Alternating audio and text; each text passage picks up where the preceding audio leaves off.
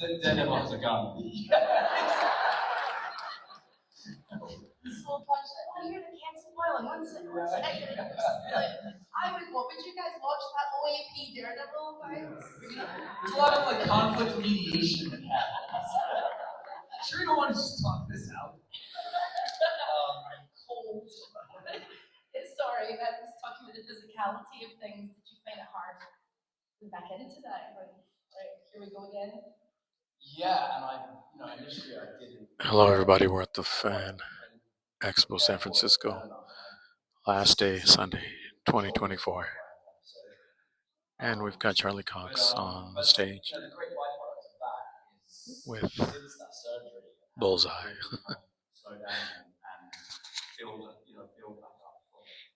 And someone just stood in the way, so I can't get a clear shot. We'll have to settle for the screen. I won't train in the gym without doing 30-minute stretch. And just concentrate way more on form over like repetitions. And that has been amazing for my body. Actually, because of that, I do feel like my body's better shape than what, because I'm just more conscious of the things that when you're younger you conscious of. That's actually one. So is the day like we just after ourselves. And then I'm like, I have to be up by 9 o'clock. And I need to be up by 6 a.m. I need to be lying down by 9 o'clock. Again, goes to Christmas future. I am the old cat lady. I'm the weird old cat lady in the panel. I wanted to ask about hobbies or talents. Sorry. Hard transition. There was no. I was thinking of the same way. But I was like, you know what? Okay. hobbies and talents. Being on set, you get to learn. Of course, there's the fight and learning, fitness and the fighting. But are there any hobbies or talents that you took away from your time filming, your daily life? From specifically from Bethel. Let's just open up to any film or TV show that you've done. Well, I've always brought games to sets. Like what kind of as in video? No, like card games or board games or dice games, puzzles, and I've always really enjoyed like having a community with the actors or whoever wants to get involved playing cards.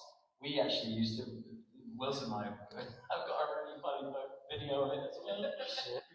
He's referring to Wilson Bethel, obviously. But for those who don't know, and we both had cards, and we were trying to flip cards into the bucket. we're being blocked. Let's go back on stage. The least in had to pick them up. And so in season 3, I've got this video of Wilson crawling around in the Daredevil costume, picking up these cards. But the irony being that Bullseye couldn't sink a single card. So I really enjoyed I love playing. I love games, and I play games with my kids. But I did a film years ago called Casanova, and we were literally whenever the camera wasn't rolling, we were playing this game Prt-1, which is a dice game. I think some people in America call it Lies Dice, which is really fun. I did a movie, a version of Moby Dick, and we were playing. I can't say the name, it's actually really rude. It's a card game. It's got a very rude name, and we were playing it obsessively. On She-Hulk, they had Tatiana had a miniature table tennis table. So that was really fun. Season 3 of Daredevil as well, there was this game, I was introduced to this game, Exploding Kittens. Mega. Yeah, it's great. So one thing I've always taken from my sets. And Deborah Wall, who plays Karen, is the games master. She knows every. I texted her actually and said, can you give me another couple of board game recommendations for this Christmas? She knows games that you would never. Big time. And she actually did. She ran a game that I did. Amazing. which was really fun. Yeah. You tried your hand at D&D? Yeah. No, I would love to. You know, somebody invite me to a game already. Jeez. Any D&D fans? I would love to. I just want to work it up, man. Never heard that phrase. Yeah, I'm not sure. Can we have a t-shirt or cup? Let's go. Yeah, or just under hat. What about you, Wilson, in terms of like things you've taken away from your roles that you might feel right?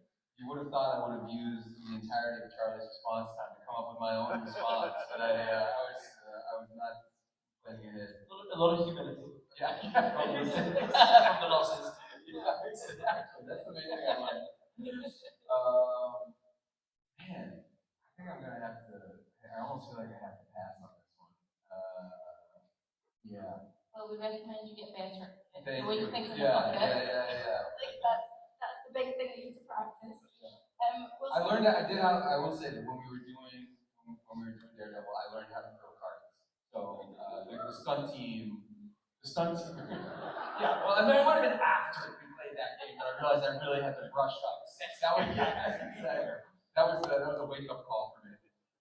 But no, the stunt team on Daredevil was incredible, and you know they're adapting when a new character comes on to figuring out how what this character's specialties are, obviously. And so when Bullseye comes on the scene, obviously all these stunt guys who maybe previously did not have any experience hucking things around for no good reason, suddenly all trained themselves to their own incredibly physically adept people to become like master card throwers. And these guys got so good that with like maybe a few weeks training, they could throw a playing card through a refrigerator box like 30 feet away. It was like crazy. And I never got to. But I watched it happen. It's okay, you've got time. You've got time on set, that's fine. I wanted to ask about the fact that you're both dads. Has that changed your view of the roles you play or acting in general? Being dads and like fatherhood? Made me want to go into a line of work that's much safer. That's fair. What does your little one think of the dad? I don't. She's too little, I think, to kind of to know yet. Yeah, I don't know. That's a good question. I think at some point it'll be an interesting kind of conversation that what I do as an adult, 40-something-year-old man, is basically just make believe. But which is cool. I think that's a cool conversation to have. But it's definitely probably different from what a lot of people, I don't even know what I'm saying. Take it over. Charlie, what about you? Over Thanksgiving, my children watched a movie that I'd done, and at one point I looked over at them towards the end, and my son was crying. He's only little, he's only 4, but he was really invested in the movie, and he was like really upset. It has a sad moment with an animal, and it was I kind of really touching, moved by it. I also then did try to show them Star Wars, and after 20, well, exactly, that's what I was hoping for. After 25 minutes, they were like, "That is boring." I'm going to play a game with you in a second, and then we'll go back to questions. But Wilson, you're directing a movie. Yeah, that's in the works. It's in the works. Can Yes. you say anything about it at all? Who's in it? Second Charlie Cox. We're in early stages. Where's a pen? Yeah, I don't want to say too much about it at this stage, but yeah, exciting. Well, let me ask you this: through the directing, has that changed your view of acting, like on the other side of the lens? Yes. Yes and no. I mean, in some ways, I think it's all of the same skills that you use as an actor, or a lot of them, that are then just kind of refined in terms of maybe the delivery mechanism. It's all, the language is the same in terms of performance. And then you're just figuring out how to deliver that to other actors besides yourself. You know, I've been doing this for a long time, and so I definitely feel confident in terms of how to tell a story. Which is, you know, whether you're doing that as an actor, or a director, or a writer, the idea is the same. You know, and sort of you have to have a lot of clarity of vision of who your characters are. And I think the main difference as a director is that instead of as an actor, you have the clarity of vision as that one character. As a director, as a writer, you have clarity of vision for the whole ensemble. But that's fun. You know. Good luck. Thank you. Yeah, good luck. Are you guys excited for that one? Yes. Okay. We are going to play a wee game. It's called This or That Showdown. Okay, so I'm just going to give you two options, and you just don't think about it, just say which one you prefer. Good guy or bad guy? Bad guy. Oh, okay, I now get the game. You're a panel, Charlie. Sorry, yeah. Everyone say hi. I didn't realize it had to be so quick. But if we could do both, we could both answer them both. Yes, please. Good guy or bad guy? Good guy. Okay, got it. What about you guys? Shout it out. Yeah! Wow. That's overwhelming. I'll take you all on. Red suit Daredevil or black suit Daredevil? Red suit. Black suit. Shout it out. I just heard some go, wow! Red suit. Okay, secret identity or public hero? Secret identity. Yes. identity, What about yes. you guys? Secret identity. Got it. Okay, romance or action? Action. Romance. That's long-haired Charlie talking. I love that. Why did you say romance? I wonder. Because that is when that is written well, that's the stuff that I really love to perform and work on. That's true.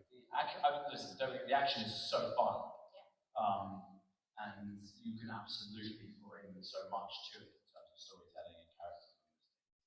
But the nuances of feeling around two people as the dynamic changes and intrigue is increased, and you have to figure out how to pitch a scene. You know, the stuff I had with Deborah. You know, we kiss in the middle of season 2, but it's hinted at episode 1 of season 1, the Karen and Matt story. And so that trying to pitch that and trying to play with it appropriately, you know, that's part of, I think, one of the great parts of our craft that we do. And that's you know, I remember like in season 1, towards the end of season 1, you know, directors were coming in episodically. We did 13 episodes. So a director has come in to do episode 10. They haven't been able to see the first 9 episodes. They haven't had time to read 11, 12, and 13. So they are trying to work with the information that they have, and they often have sometimes less information than we have, because I've shot every episode. I don't know. So they're saying, right, well, we want you and Deborah to have a link look at each other.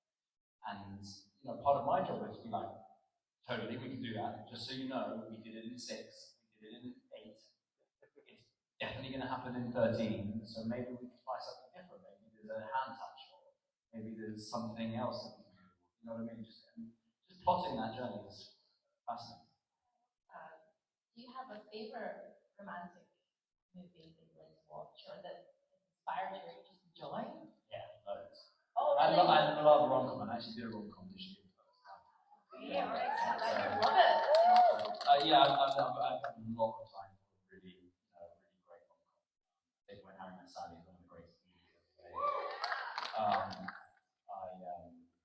I think Shakespeare in Love is tremendous. It's so funny so yeah, no, I love that stuff. And do you have a favorite action movie? I mean, Probably Terminator 2. Terminated. I love an Arnold Schwarzenegger film. Yeah, but I mean, I was deep in the Arnold, like basically any Arnold Schwarzenegger. I almost think that's Schwarzenegger. Easy for you to say. Yeah, it was a great movie. It's not bad. It's really good. Oh, same. Just to piggyback on that, like, I would argue that like a movie, one of my favorite movies, The Matrix. One of the reasons that. Hey, cheers to the Matrix. Yep. Karen Moss. But it was sorely lacking in Arnold. Wilson Bethel doing an Arnold Schwarzenegger impersonation. I mentioned Demolition Man on a panel earlier, and I'm just going to say for action and romance, why not? Demolition Man, think about it, just think about it. Hallway fights or rooftop brawl? In hallway fights, right? I mean, I'm brutal. Okay, training montage or emotional flashback? Training montage. Training montage. Look, the first 10 minutes of Up is some of the greatest. What we learning? We're learning on a real softy, aren't we? This is not good. Yes. This is not good for my brand. But I mean, you get a pass on. I cried in the first 10 minutes of Up. 100%. Loved it. Who else here cried? It was the 15 minutes of what? Yes. Yes. Oh my God, I was destroyed. What was it? Up. Yeah. He was referring to the first 10 minutes of the animated film Up.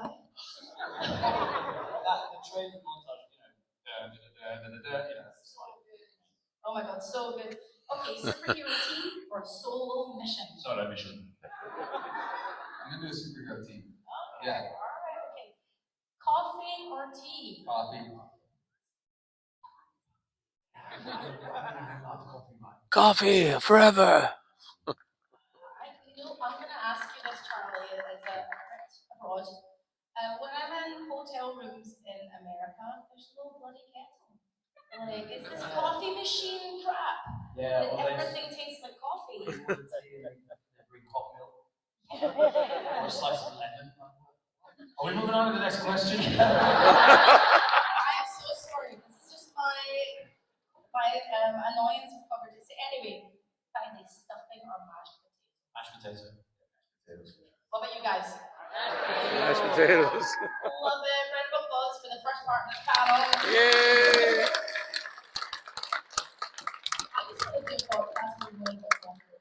I think that's my value. I'm sure that would be a smashing success. Like, I made it, mom and dad. Okay, let's hand it over to you, lovely girl. There is a mic here, and there is a mic here. Please be mindful of your fellow fans. When I push you, it is your turn. Let's start over here. And please can we keep it to one question each? One question. Hello, my friend. Yes, I love your work, especially in Daredevil season 3. What was your favorite scene to shoot? Favorite scene to shoot? Mine was the fight Stand scene. up. I still go back and watch that scene today. I Sorry. think that is truly one of the coolest fight scenes. In the Marvel world. Biased. But,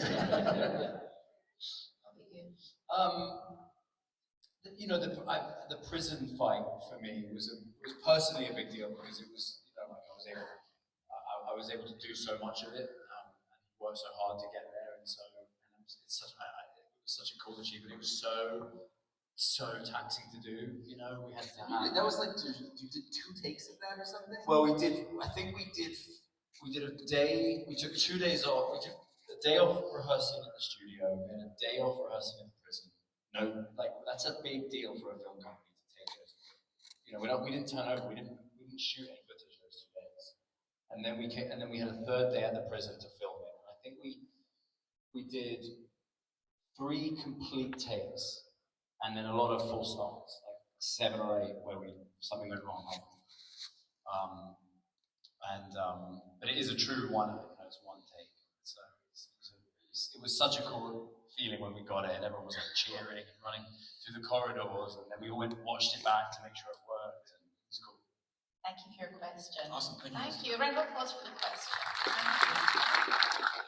Let's hand it over here. Name and question, please. Hi, Charlie. Hi, Wilson. I'm Nate. Hello. Claire, you crushed it all weekend. Nice. Amazing songwriting. What a class actor you are. Well said. It's my one fan. He comes to every show. How much you paying? Undisclosed. Thank you. Just in black tea. You know, totally. Here's my coffee tasting tea for you. Yes, go on. What's your question? So, the legacy of Daredevil is rooted in get knocked down, get back up, right? And Claire, you as well. You can please answer this. When in your career have you been knocked down and maybe not inspired to get back up, but you got back up, and what did you achieve after you got back up? So it's a great question.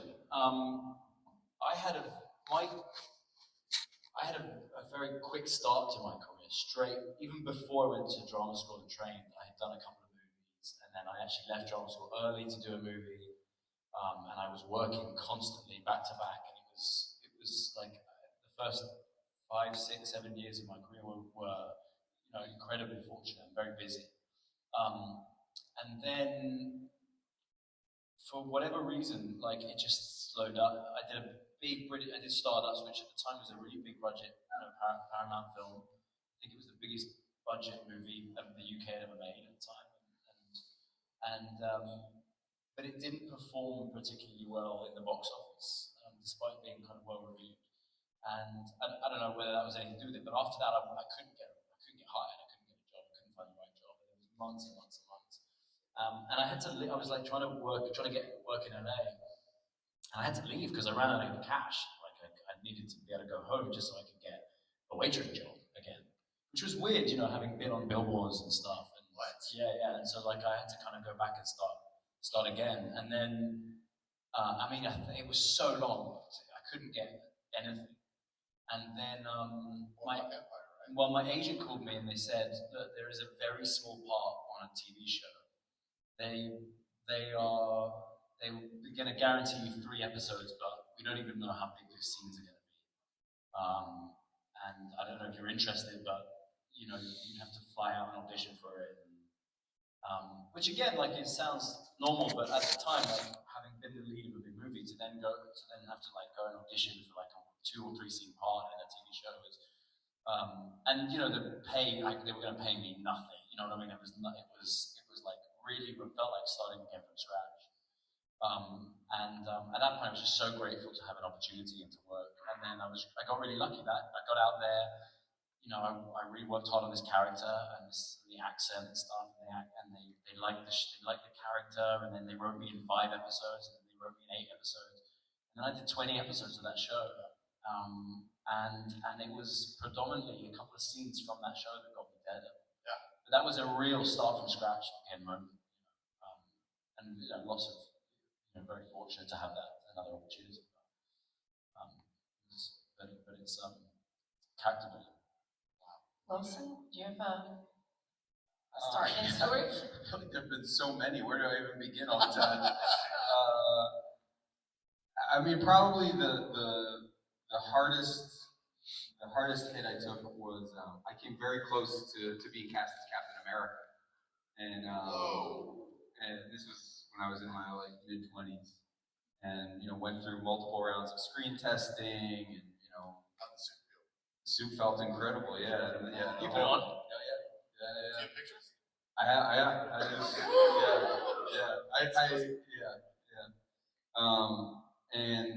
And there was all these things that were happening that made me feel like I was getting the part at the time, and it was incredible. And then I remember just like my agent called me one day and they're like, no, actually they offered it to Chris Evans or whatever, and it was just like it was the biggest. It was the biggest gut punch I think I had. I still to this day, like I had nightmares about it for years after. But then in hindsight, I thought, who wants to be rich and famous? So, this just felt like, so yeah, I don't know. But then I've managed to have like a different kind of career that I'm also really proud of, and the career that I've had has also felt in some ways much better suited to who I am, which is like I've always viewed myself as an underdog. And if I would have been Captain America, that would have just been too, no, that's not me, man. I gotta be scrapping it out. So I am incredibly grateful for, in some ways, not having gotten that role and having had to. I went, straight from that to going, same deal. I was back to the waiting tables at the Chateau Marmont, and working. I was working on a soap opera during the day and waiting tables at night. And then the career slowly built from there, as opposed to becoming a giant, massive, legendary, international success. You would have been good as well. You could have been. Thank you. Those small parts, right? That's right. That's right. Did you want me to? I don't want to. Yeah, please, Claire. Because you said I'm going to keep it really short, so we can get. I spent 22 years in London working, and I was with my ex-husband for 20 years, and that ended. And when that ended, it was incredibly hard. And then spent 2 years trying to rebuild, lose friends, everything falls away. Work was following me, everything. And then the hardest thing I had to do was go, who am I now at this age? And came to America, and the last year has been the most incredibly hardest year, and fun, but very hard year. It's still a very tough slog, but I am very, sorry, pardon my French, fucking happy to be here. Let's give it up for Claire, man. Thank you so much. Question. Right, enough of that soul behind. Says my mom was. Right, on to the next question. Hello, my love. What's your name and question? My name is Danielle. So I feel like both of you have had really kind of genre-defying careers in that you can be plopped into anything and it works. I mean, you mentioned soap opera. You were on Young and the Restless for a while. I know because my mom watches it. But you also, Heart of Dixie, Generation Kill, and then you Boardwalk Empire to Stardust to now Daredevil. Is there a genre that you dream of one day either, starring in, or Wilson, you're starting to direct, that you want to direct something for, or anything like that? Like, is there something you haven't done that you really kind of want to dip your toe into? This year I've been doing a little bit of comedy. So I did this rom-com earlier in the year, and then I've just finished a few episodes of this new FX comedy. It's coming out next year, a half-hour comedy. I've wanted to do that. The thing that got me into acting was I did a bit of comedy theatre. I got the bug when I was 16 or 17, and that was being funny on stage. What's really interesting is it's a slightly different skill set, and I'm kind of not as used to it as others are, and some of the people I've just been working with, are much younger than me, much newer in the industry, but they've been doing comedy. So it was really incredible, but overwhelming to be like on set and like learning from these 20-year-olds in a craft that I've been in for almost 20 plus years. So it's fun. I found it nerve-wracking. It was quite scary. Trying to, I don't know what the expression would be, but like try my hand at something a bit different. You, Wilson? Honestly, I would love to do voice acting. I've never really I love cartoons, and I love like cartoon characterizations, and I love doing voices. Maybe much to the chagrin of my wife. But I think that would just be so much fun to do like a kid's show cartoon where you can just be like a big, crazy, silly. I don't know. I just think that would be a blast. Thank you so much for your question. Right up applause. Hello, my love. You can move the mic a little bit. Yeah, that's it. What's your name and question? My question is for both of you. as a fans, what can you do for somebody to bring Daredevil to the big screen? It's one of my dreams. You can buy a really big screen. And you can watch the show on that screen. I watch it all over again, and I can't wait to watch again the new Born Again. Thank you so much. That's your question, my dear. Over to this side. Hello, dear friends. Name a question.